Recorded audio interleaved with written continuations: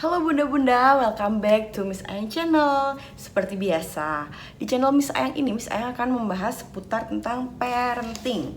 Tapi di video kali ini Miss Ayang agak berbeda ya. Aduh, ngomongnya masih berlibet. Di video kali ini Miss Ayang agak berbeda ya. Miss Ayang akan membahas tentang parenting dari segi-segi hukum seperti itu. Di kesempatan kali ini Miss Ayang akan membahas mengenai penelantaran. Kenapa Miss Ayang memilih topik ini? Karena penelantaran ini masih sangat erat kaitannya dengan parenting, karena kembali lagi korban-korban penelantaran itu terutama itu biasanya terjadi pada anak-anak, apalagi kalau misal kedua orang tuanya itu sedang mengalami masalah atau perceraian atau yang lainnya. Nah, di sini nanti Miss Ayang akan berikan contoh kasus. Nah, kasus ini adalah kasus tentang penelantaran yang terjadi di daerah Palembang seperti itu ya. Nah, jadi pelaku penelantaran ini adalah seorang suami, ya kan, yang berprofesi sebagai perwira polisi seperti itu. Sebagai perwira polisi berpangkat Ibtu atau Inspektur 1 ya kepanjangannya, yang bernama Herman Jalidin. Begitu. Nah, menurut informasi yang Miss Ayang dapat mengutip dari berita MNC TV ya, yang di-upload melalui media online, yaitu penguploadnya itu news.ecozone.com ini. Kasus ini tuh baru-baru ini, Bun, baru-baru di tahun ini, dan kasus ini belum menemukan putusan dari hakim. Menurut Indah Kumala Dewi ini adalah seorang jaksa penuntut umum ya. Dia itu mengatakan bahwa oknum perwira polisi tersebut terbukti melakukan tindak pidana penelantaran orang dalam lingkup rumah tangganya. Nah, oleh karena itu JPU atau jaksa penuntut umum ya, itu menuntut majelis hakim untuk menghukum terdakwa si oknum perwira polisi ini dengan pidana penjara selama 1 tahun 8 bulan. Tapi putusan ini belum final seperti itu, karena kabarnya si perwira polisi ini, oknum ini sedang melakukan upaya hukum banding atau istilahnya seperti itu. Nah, ini adalah bukti bahwasannya penelantaran anak atau istri atau anggota keluarga itu mempunyai akibat hukum loh bunda-bunda. Jadi bunda-bunda juga harus berpikir lagi ya, kalau misalnya berantem nih sama ayahnya, jangan sampai si anak ini jadi korban gitu, karena ternyata dampaknya itu bisa sangat rumit, bisa sangat krusial sekali. Jadi contoh kasus tadi mencerminkan ya bunda-bunda bahwasannya itu ternyata di Indonesia ini masih banyak kasus-kasus penelantaran anggota keluarganya atau penelantaran dalam rumah tangga seperti itu. Nah, kasus seperti ini menurut Miss Ayang ya, menurut opini Miss Ayang itu banyak faktor yang menyebabkan hal kasus serupa ini bisa terjadi. Misalnya pertama, pernikahan dini. Walaupun tidak menutup kemungkinan yang tidak melakukan pernikahan dini juga dapat melakukan tindakan yang kurang baik tersebut seperti itu. Contohnya ya, ini contoh kasus ini yaitu seorang polisi loh ya, polisinya juga mempunyai pangkat perwira loh ya, kan seperti itu ya. Nah, jadi menurut Miss Ayang itu kematangan itu sangat berpengaruh gitu. Jadi tidak harus ekonominya kuat seperti itu dan status sosial tinggi seperti itu enggak ya. Buktinya saja seorang perwira aja bisa melakukan tindak pidana yang Miss Ayang sebutkan tadi. Padahal secara ekonomi menurut Miss Ayang dengan status pekerjaan yang polisi dengan pangkat perwira 1 itu layak ya, maksudnya penghasilannya lumayan ya, tapi dia bisa terjerat oleh tindak pidana penelantaran anggota keluarga. Jadi ternyata KDRT itu tidak melulu harus kontak fisik atau misalnya berantem, pemukulan gitu. Tidak harus ya, ternyata penelantaran itu juga termasuk dalam ranah KDRT. Dan KDRT ini ya pastinya akan mengakibatkan akibat hukum. Kalau misal Miss Ayang bahas ini secara teoritis ya, menurut sumber-sumber buku yang Miss Ayang baca, kita sepakat dulu memahami suatu pengertian perkawinan. Nah, menurut sumber yang relevan nih yang Miss Ayang dapat, perkawinan ini merupakan perikatan sepasang laki-laki dan perempuan yang selanjutnya disebut suami atau istri, begitu ya. Jadi kita serasa kuliah gitu ya. Nah, dengan tujuan membina bahtera rumah tangga yang kekal, bahagia, dan saling menghargai berdasarkan ketuhanan yang Maha Esa. Jadi sebelum menikah itu sepasang suami istri kan sudah melakukan perjanjian ya, berjanji, adanya perikatan begitu. Perkawinan itu diatur juga loh di negara kita. Nah, diatur melalui Undang-Undang Nomor 1 Pasal 1 Tahun 1974 kalau tidak salah ya, tentang perkawinan begitu. Nah, sedikit intermezzo, bunyi pasal perkawinan ini adalah kayak gini nih Bun. Ikatan lahir batin antara seorang pria dan seorang wanita sebagai suami istri dengan tujuan membentuk keluarga atau rumah tangga yang bahagia dan kekal berdasarkan ketuhanan yang Maha Esa. Mirip-mirip ya sama yang pengertian yang Miss Ayang sebutkan tadi. Jadi pengertian yang tadi Miss Ayang sebutkan pertama itu relevan dengan undang-undang yang ada di negara kita, negara tercinta ya. Terus selanjutnya itu urutannya tuh begini. Nah, setelah kita melakukan perjanjian tuh mencintai, saling menyayangi, saling menjaga seperti itu ya. Nah, ketika seorang kepala rumah tangga, di sini artinya seorang suami, itu mulai tidak memberikan nafkah gitu ya. Tidak memberikan nafkah kepada istri beserta anaknya, tidak memenuhi kewajibannya sebagai seorang suami. Itu sebagai seorang istri kita bisa memperkarakan perilaku suami kita itu ke hukum kita gitu. Jadi kita bisa mengadukan penelantaran atau tidak pemberian nafkah itu termasuk dalam KDRT gitu. Nah, Miss Ayang cariin ini pengertian KDRT ya menurut sumber yang terpercaya. KDRT merupakan tindak kekerasan domestik atau perbuatan kekerasan yang dilakukan kepada keluarga. Pelaku dan korban merupakan satu keluarga. Nah, itu pengertiannya KDRT. Jadi kalau misalnya suami melakukan kekerasan ke mertua kita gitu, itu namanya masih KDRT karena masih dalam satu keluarga gitu. Atau anak kita itu dipukul gitu ya, dipukulnya tuh yang ekstrim gitu ya, sampai menimbulkan kecacatan atau cedera. Nah, yang melakukan pemukulan itu neneknya gitu. Nah, itu masih bisa dimasukkan ke ranah KDRT seperti itu. Pokoknya intinya tuh yang satu keluarga lah. Kembali lagi, hukum kita juga mengatur tentang KDRT gitu, dan undang-undang kita juga mempunyai pengertian ya kan. Undang-undang kita juga melahirkan pengertian tentang KDRT. Nah, kalau menurut undang-undang di Indonesia, KDRT itu ada di Undang-Undang Nomor 23 Pasal 1 Angka 1 Tahun 2004. Nah, tentang penghapusan kekerasan dalam rumah tangga itu ada semua di situ. Kalau perlu Bunda print ya, kalau Bunda sedang ada konflik gitu di antara di rumah tangga Bunda gitu, mungkin ini bisa membantu Bunda untuk menyelesaikan gitu ya. Nah, jadi Bunda bisa print gitu, ditempel di kamar. Jadi suami kalau mau macem-macem tuh kayak deg gitu kan. Intermezzo aja ya. Nah, itu kalau menurut undang-undang itu, kekerasan dalam rumah tangga adalah setiap perbuatan terhadap seseorang, terutama perempuan, yang berakibat timbulnya kesengsaraan atau penderitaan secara fisik, seksual, lalu habis itu psikologis dan atau penelantaran rumah tangga, termasuk ancaman untuk melakukan perbuatan atau pemaksaan atau perampasan kemerdekaan secara melawan hukum dalam lingkup rumah tangga. Jadi di undang-undang kita sendiri itu jelas sekali tercantum penelantaran, adanya penelantaran itu. Dan ini terutama ya ada kespesialan terutama perempuan. Jadi di sini untuk istri mungkin ya. Nah, jelas hukum kita mengatur seperti itu. Nah, tapi juga tidak melulu harus istri ya, anak juga kerap kali menjadi korban. Misalnya case-nya seperti ini. Ayah dan bunda itu sedang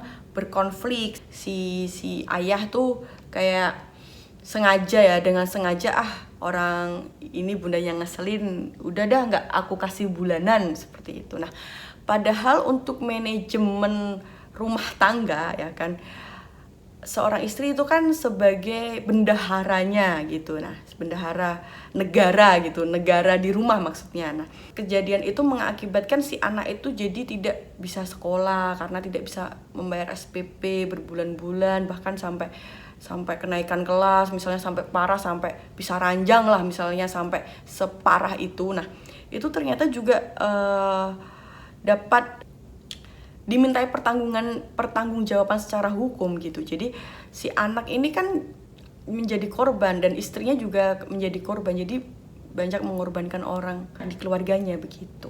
Sekarang kita lebih mengkerucut lagi, mengkerucut lagi, kita membahas tentang penelantaran dalam rumah tangga. Ini itu mempunyai arti atau makna tuh seperti ini, Bun. Penelantaran dalam rumah tangga itu kelalaian dalam memberikan kebutuhan hidup dalam keluarga. Nah, ini mencakup perawatan kesehatan, ya kan, perawatan kesehatan. Jadi misalnya anggota keluarga ini ada yang sakit, tapi diabaikan, gitu ya, diabaikan, nggak peduli lah gitu. Nah, itu termasuk ini penelantaran seperti itu.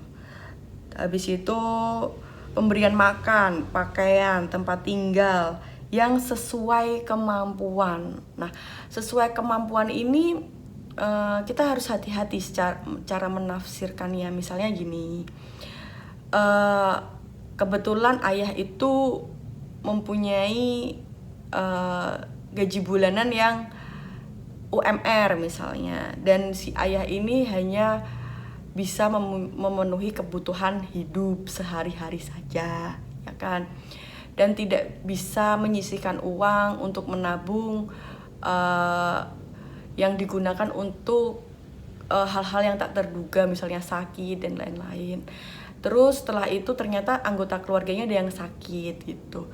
Nah, si ayah ini tidak bisa memberikan perawatan yang layak selama anggota keluarga ini sakit gitu. Itu belum bisa dimasukkan ke dalam ranah penelantaran karena memang si ayahnya ini belum mampu seperti itu. Tapi kalau misalnya nih, kembali lagi ke kasus yang tadi, seorang perwira polisi ya kan yang berpangkat itu misalnya mempunyai pemasukan per bulannya itu 10 juta gitu ya misalnya. Saya juga nggak tahu berapa sih, maksudnya biar gampang aja gitu. Tapi dia hanya memberikan 1 juta rupiah saja untuk istrinya. Ini yang bisa jadi masalah gitu, karena dia tidak memberikan kehidupan yang layak sesuai kemampuan dia gitu.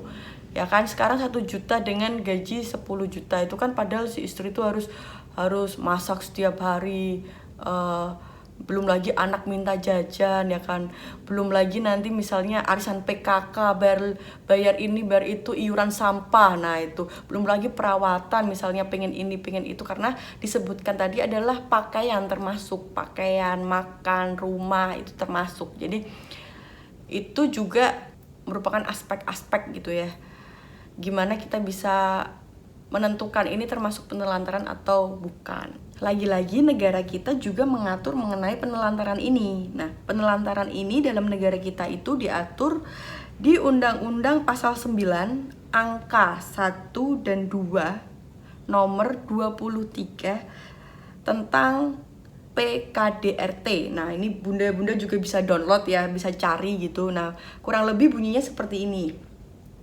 Setiap orang dilarang menelantarkan orang dalam lingkup rumah tangganya, padahal menurut hukum yang berlaku baginya atau karena persetujuan atau perjanjian ia wajib memberikan kehidupan, perawatan, atau pemeliharaan kepada orang tersebut gitu. Dan yang angka 2 itu, penelantaran sebagai dimaksud pada ayat 1 juga berlaku bagi setiap orang yang mengakibatkan ketergantungan ekonomi dengan cara membatasi dan atau melarang untuk bekerja yang layak di dalam atau di luar rumah sehingga korban berada di bawah kendali orang tersebut. Nah, misalnya nih, si ayah mempunyai posisi pekerjaan yang lumayan, amit-amit bunda sama ayah sedang ada konflik gitu, misalnya konflik perselingkuhan misalnya ya, adanya Mbak Lydia misalnya ya kan, di layangan putus tuh. Nah, terus sampai si ayah ini lalai untuk memberikan pertanggungjawaban gitu ya, pertanggungjawaban nafkah, kesehatan ya, yang tadi disebutkan gitu kan. Nah, terus setelah itu karena si ayah ini orangnya arogan, ini misalnya saja ya, tapi amit-amit ya arogan, udah selingkuh arogan ya kan. Arogannya tuh gini, karena dia berkaca sama dirinya sendiri, terus dia melarang istrinya untuk bersosialisasi, bahkan untuk bekerja gitu kan, melarang untuk bekerja. Padahal si perempuan ini, si bunda ini mempunyai titel yang mumpuni untuk dia bisa bekerja, mempunyai pendidikan yang bagus, mempunyai skill yang bagus gitu kan. Nah, tapi si ayah ini melarang si bunda ini untuk bekerja karena ketakutannya sendiri gitu ya, melarang. Tapi di sisi lain si ayah ini tidak memberikan penghidupan yang layak kepada bundanya gitu, kepada keluarganya begitu. Nah, itu termasuk ke dalam penelantaran gitu, termasuk masuk dalam unsur penelantaran, melarang istri bekerja padahal dia tidak bisa memenuhi kebutuhan yang ini ya, yang sesuai menurut kemampuannya. Itu termasuk tindak kejahatan loh ternyata, berdasarkan contoh kasus yang tadi itu misalnya yang sampaikan, itu memang akan berakibat hukum bagi pelakunya. Karena negara kita udah mengatur tentang pencegahan kekerasan dalam rumah tangga kalau nggak salah ya. Nah, itu di pasal 49 Undang-Undang nomor 23 tahun 2004 itu tentang PKDRT itu mengatakan di situ pelaku penelantaran ini dan orang yang terbukti melakukan penelantaran dengan memenuhi unsur-unsur yang saya sampaikan tadi, itu ternyata dapat dipenjara, dapat dipidanakan selama 3 tahun, maksimal hukumannya selama 3 tahun. Dan denda itu 15 juta. Tapi menurut saran saya, bunda dan ayah kalau memang sedang berperkara dalam rumah tangga, Miss Ayang sarankan berpikir dulu gitu ya, kalau misal untuk melaporkan ke polisi atau ke penegak hukum gitu ya. Karena jadi menurut Miss Ayang seperti ini, aduh jadi parenting nih, padahal Miss Ayang ini belum berkeluarga, jadi sosokan, ini opini aja ya, opininya Miss Ayang. Jadi menurut Miss Ayang itu bunda pikir-pikir lagi, karena misal si ayah ini benar-benar dijatuhin hukuman, itu ada beberapa konsekuensi yang harus diterima seperti itu. Pertama, karena sang ayah ini menjalankan hukuman, maka siapa juga nanti yang mencari nafkah kan, seperti itu ya. Siapa juga nanti yang memenuhi kebutuhan. Nah, apalagi yang si bunda-bundanya ini dilarang untuk bekerja dan terlanjur tidak bekerja seperti itu.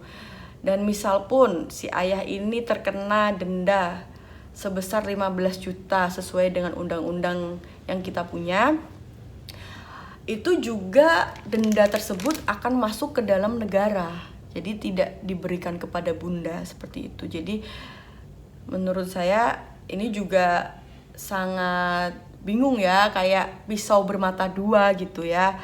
Jadi bunda lagi-lagi harus mempertimbangkan jika memang bunda-bunda di rumah sedang mempunyai konflik rumah tangga bersama ayah gitu. Untuk menanggulanginya gimana Miss? Untuk menanggulanginya sih mungkin ya bunda bisa print itu undang-undang tuh, print, dan ancaman-ancaman hukumannya itu ke kamar, nah, tempel-tempelin. Jadi nanti ayahnya juga akan pikir sendiri dan akan berpikir 2 kali seperti itu ya mungkin.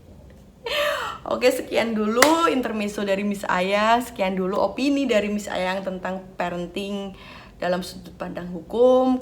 Kurang lebihnya mohon dimaafkan.